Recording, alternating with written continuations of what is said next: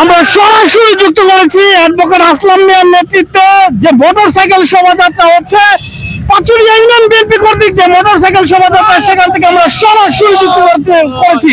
দেখতে পাচ্ছেন যে শত শত মোটরসাইকেল নিয়ে শত শত নেতা কর্মীরা তারা কিন্তু যাচ্ছেন। আমরা সেই মুহূর্তে সরাসরি দেখানোর চেষ্টা করছি যে মোটরসাইকেল আর মোটরসাইকেল, যতদূর চোখ যাচ্ছে শুধু মোটরসাইকেল আর মোটরসাইকেল। আমরা সেই মুহূর্তে সরাসরি দেখানোর চেষ্টা করছি শুধু মোটরসাইকেল আর মোটরসাইকেল। আমরা সরাসরি দেখানোর চেষ্টা করছি শুধু মোটরসাইকেল আর মোটরসাইকেল নিয়ে নেতাকর্মীরা কিন্তু এগিয়ে যাচ্ছে। শত শত মোটরসাইকেল এবং শত শত নেতাকর্মী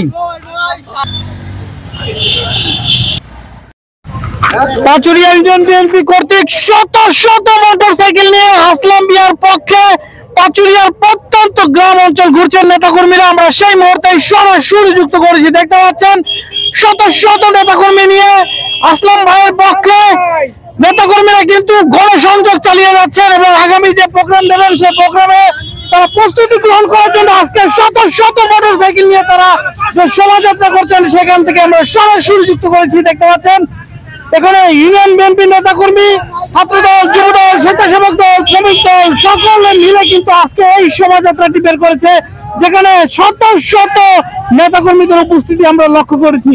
দেখতে পাচ্ছি যে শত শত নেতাকর্মীদের উপস্থিতি আমরা সরাসরি সেখান থেকে যুক্ত করেছি। যতদূর ক্যামেরা যাচ্ছে শুধু মোটরসাইকেল আর মোটরসাইকেল, যেখানে তাকাচ্ছি শুধু মোটরসাইকেল আর মোটরসাইকেল। আমরা সরাসরি সেখান থেকে দেখাচ্ছি। হলো এদেশের মানে রাজবাড়ী জেলায় একটা নির্দিষ্ট কমিটি আছে বিএনপির, এই গঠনতন্ত্র আছে, সংগঠন আছে।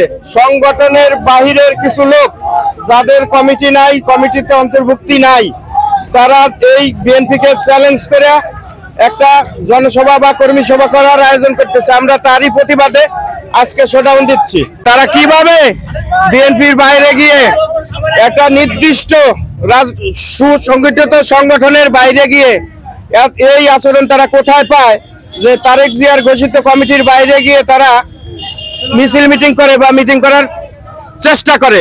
এই আচরণ সংগঠন এবং দলীয় কর্মপন্থা পরিপন্থী। আমরা এর প্রতিবাদেই আজকের এই শোভাযাত্রা। আমরা চাচ্ছি এই নব্য ওয়ার্কার্স যারা বিএনপির সাথে নাই, যারা বিএনপির কোনো কমিটিতে নাই, তারা যেন ভবিষ্যতে এই ধরনের কার্যক্রম থেকে বিরত থাকে।